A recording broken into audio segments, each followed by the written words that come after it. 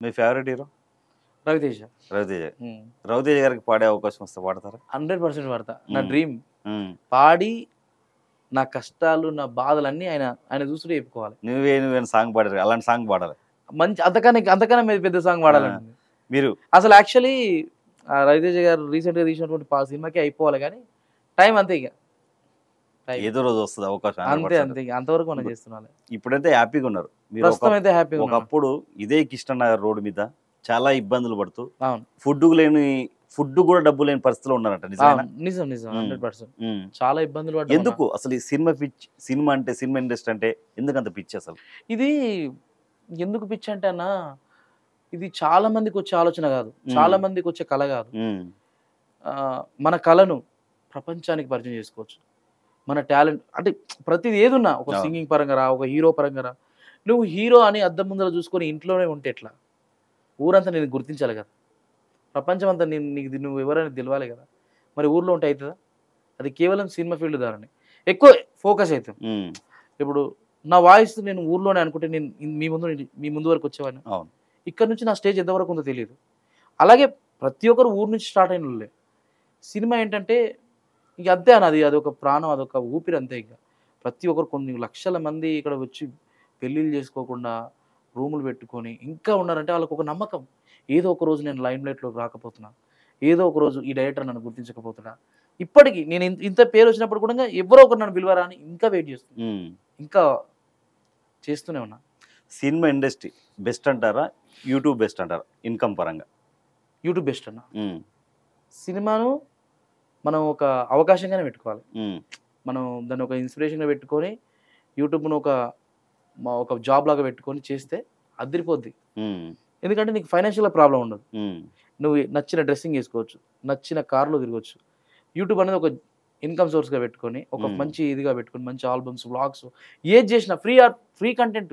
హ్మ్. ఇప్పుడు సపోజ్ మీరు ఇంటర్వ్యూ చేస్తుర్రు. ఇట్లా కూడా మంచి మాటలకు కూడా విలువైతే దాంట్లో కూడా పైసలొస్తాయి. హ్మ్. అసలు మల్టిపుల్ ఇప్పుడు యూట్యూబ్ అంటే లేనిదంటూ లేదు. నువ్వొక చిన్న ప్రయోగం చేసి చూపించినా ప్రపంచానికి తెలిసిపోతావు. నువ్వొక పాట పాడినా, అరె! ఏం పాడిండు అంటావు. సో, తొందర లైమ్‌లైట్‌లోకొస్తావు. దాన్ని యూటిలైజ్ చేసుకొని సినిమా వరకు రమ్మని నేను చెప్తున్నాను. హ్మ్. సినిమా డైరెక్ట్ వచ్చి మనం ఏందంటే, డైరెక్ట్ వచ్చి ఒక పెద్ద స్టేజ్ మీద కూర్చుంటాం. అది కరెక్ట్ కాదు. మెల్లమెల్లగా పోవాలి. మెల్లమెల్లగా పోతే నీకు కూడా అనుభవం వస్తది. పడిపోవు. మీరు ఛానెల్ పెట్టారా? YouTube channel? పెట్టాను. ఏంటి ఛానెల్ పేరు? Multi star Ram official. హుహు. అంటే హ్మ్. సకల కళల వల్లభుడు. వల్లభుడు అని నేను చెప్పలేను గానీ సకల కళ వల్లభుడు. వల్లభుడు అని నేను చెప్పలేను గానీ, అన్ని కళలు నేను చేయగలననే కాన్ఫిడెన్స్‌తోనే మల్టీ స్టార్ రామ్ అఫీషియల్ అని ఎంత పెట్టాను. ఇన్‌కమ్ వస్తదన్న? ఇప్పుడు ఫర్ మంత్ నాకు 50 వరకొస్తుంది. హ్మ్. ఇప్పుడు మీరు చేసిన ఆల్బమ్స్ మొత్తం దాంట్లో పెడతారా? అన్ని సాంగ్స్? లేదు. అబ్బో! అవి పెట్టుంటే కింద మెర్సిడీ బెంజ్ ఉంటుండే. అంతేనా?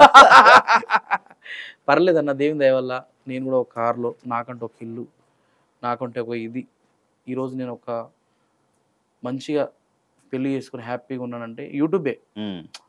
నేను ఇచ్చినటువంటి ప్రొడ్యూసర్‌లకి ఇచ్చినటువంటి పాటలే నా రెమ్యునరేషన్‌తోనే నేను ఇంతవరకు ఉన్నాను. హ్మ్. నిజంగా నేను ఇవన్నీ పాటలు మా ఛానెల్‌నే అనుకోండి మేమే ప్రొడక్షన్ చేసుకొని మా ఓన్ కంపెనీ ఉండుంటే మీరన్నట్టుగా 100% కోట్లలో ఉండేవాడిని. హ్మ్. పర్లేదు. ఆశ అంటూ ఏం లేదు. మెల్లమెల్లగా పోతా ఉన్నాం. ప్రస్తుతం తినడానికి, ఉండడానికి ఏమి డోకా లేదు. ఇంకా చేయాల్సింది చాలుంది. మనకొచ్చిన పేరు చారానే. ఇంకా బారానుంది. సింగర్ రామ్ ఫస్ట్ రెమ్యునరేషన్ ఎంత? ఫస్ట్ నా రెమ్యునరేషన్ అన్న నేను 'డీఆర్‌సీ సునీల్' సార్‌ని పాట హిట్ అయిన తర్వాత నేను ఒక రూపాయి కూడా అడగలే. హ్మ్. ఆయన్నే ఆహ్, ఫోన్ ఒకటి పగిలిపోయింది నాది. నాకు ఫోన్ కావాలంటే ఒక మంచి అప్పట్లోనే 18,000 పెట్టి 18,000 ఎంతో హ్మ్.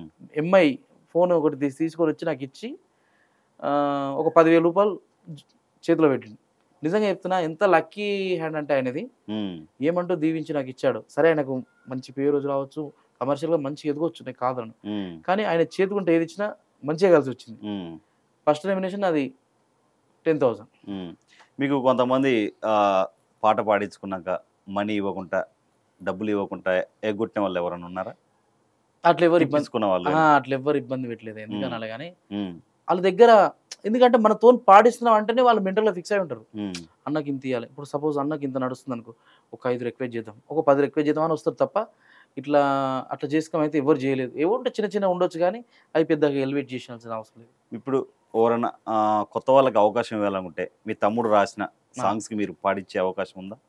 ఉందా నాకు 100% ఉంది. ఎందుకంటే మనం కూడా ఆ బాధలు ఎదుర్కొని వచ్చినోళ్ళమే కాబట్టి నేను నిజంగా వర్తబుల్, నిజంగా వాళ్ళ దగ్గర వాయిస్ ఉందంటే నేను వాళ్ళు ఎవ్వరైనా సరే, ఇప్పుడు నేను ఈ మన ఛానల్ ద్వారా కూడా చెప్తున్నా, నేననే కాదు ఎవరైనా అవకాశం ఇస్తారు, నేనేం పెద్ద ఇదని చెప్పట్లేదు. ఖచ్చితంగా నేను వాళ్ళ గురించి నేను సపోర్ట్ చేస్తాను. అది యాక్టింగ్ పరంగా కానివ్వండి, సింగింగ్ పరంగా కానివ్వండి, ఇంకేదైనా మల్టిపుల్ ఏ కళ అయినా పర్లేదు నేను ఆదరిస్తాను. అది హీరో కానివ్వండి, హీరోయిన్, ఎనీ టైప్ ఆఫ్ ఖచ్చితంగా నా సపోర్ట్ ఉంటుంది. ఇప్పుడైతే నేను సింగింగ్ పరంగా ఒక చేసిన ఒక 5-6 మందికి, తర్వాత యాక్టింగ్ పరంగా కూడా కొంచెం చేస్తూ ఉన్నాం. చూద్దాం, ఇంకా మంచి ఒకటి ఆల్రెడీ నేను మల్టీ స్టార్ అఫీషియల్ పెట్టిన, అందులో కొత్త వాళ్ళకు కూడా నేను అవకాశాలు కల్పిస్తూ ఉన్నాను. ఇప్పుడు ఎంత తీసుకుంటారు రెమ్యునరేషన్? అంటే చాలా మందికి రామన్నతో పాడించుకోవాలనుకునే వాళ్ళకి తెలియని వాళ్ళు ఉంటారు కదా, చెప్పొచ్చు అని కూడా చెప్పండి, లేదంటే లేదు, నో ప్రాబ్లం అన్న. మనం ఏం పెద్ద ప్యాన్ ఇండియా రేంజ్ ఏమి ఉండదు, కానీ రీజనబుల్ అయినా చాలా రీజనబుల్. అంటే నాకు ఒక్కరోజు వచ్చే హై రెమ్యునేషన్ నాకు వద్దు. ఎప్పుడు అదొక ప్రవాహంలా ఉండాలి, స్పాన్ ఉండాలి. ఈరోజు సరే ఇప్పుడు ఫేమ్ ఇంతవరకు ఉంది, రప్ప తీసుకున్న తర్వాత లేదు, ఎట్లుంటుంది? అరే రామన్న ఉన్నా లేకున్నా ఒక రెమ్యునేషన్ కట్టుబాటు చేస్తారా. నేను చాలామందికి వాళ్ళకి తెలుసు, నేను చాలామందికి తర్వాత ఇస్తుంటే కూడా పాడిన సందర్భాలు ఉన్నాయి, సగానికి సగం బేరం ఆడితే కూడా పాడిన సందర్భాలు ఉన్నాయి. అంటే నన్ను నా వాయిస్ కావాలని వచ్చింది, ఫస్ట్ నేను అదే చూసుకుంటా, పైసలు తర్వాత మ్యాటర్. ఫస్ట్ నేను నా వాయిస్ ద్వారా వాడిని సాటిస్ఫై చేస్తా, తర్వాత వాళ్ళు ఇస్తారు ఖచ్చితంగా. రెమ్యునేషన్కి పెద్ద ప్రియారిటీ ఏమి అన్న, అలాగని నేను ఫ్రీగా వాడతాను చెప్పాను, కానీ లేకుంటే మనం డబ్బులు తీసుకోకుండా వాడితే మనం సస్టైన్ కాలేం కదా. సో వాళ్ళ పరిస్థితులను అనుగుణంగానే నేను తీసుకొని చేస్తూ ఉంటాను. ఈ సంవత్సరంలో రామ్ ఏదన్నా సినిమాలో, మూవీస్లో పాడే అవకాశం ఉందంటారా? మేము చూడొచ్చా? మీ నోటి వాకు అట్లే నిజంగానే ఇక చేస్తున్నామన్నా. ఇప్పుడు మీకు తెలుసు అన్న, మీరు ప్రయత్నం మీరు చేస్తారు, శత విధాల ప్రయత్నాలు చేస్తున్నాం. ఇప్పుడు ఏంటంటే సముద్రం ఇది, మనం ఎంత ఒక రవ్వంత, అందరినీ కానీ మెప్పించాలి, అందరితో ఇచ్చేయాలంటే ఇప్పుడున్న ఇది దాంట్లో చేస్తున్నాం. కానీ వస్తుంది అన్న, మీరు అన్నట్టుగా ఏదో ఒక రోజు ఖచ్చితంగా మాత్రం ఒక పెద్ద సినిమా హీరోకి వాడతా, పెద్ద ప్రొడక్షన్లో అయితే వర్క్ చేస్తా. ఆ తర్వాత నా లైఫ్ ఎట్లుంటుంది అనేది మీరు చూద్దరు. కానీ ఈ యూట్యూబ్లో అయితే మీరే పెద్ద సముద్రం. థ్యాంక్ యూ అన్న, నిజంగా సీరియస్లీ. మీకు అలా అనిపిస్తే థ్యాంక్ యూ అన్న. మీకు ఇష్టమైన సాంగ్ ఏదైనా ఒకటి మీరు పాడిన దాంట్లో. నువ్వే నాతో ఉంటే బాగుండు బాగుండు బాగుండునే, నేనే నీతో ఉంటే ఈ బాధ ఏ బాధ లేకుండునే, ఆనాటి నవ్వులు నీ పెదవుల్లో లేవులే, ఆనాటి చూపులు నీ కన్నుల్లో లేవులే, పాదాలే కందని పసిపా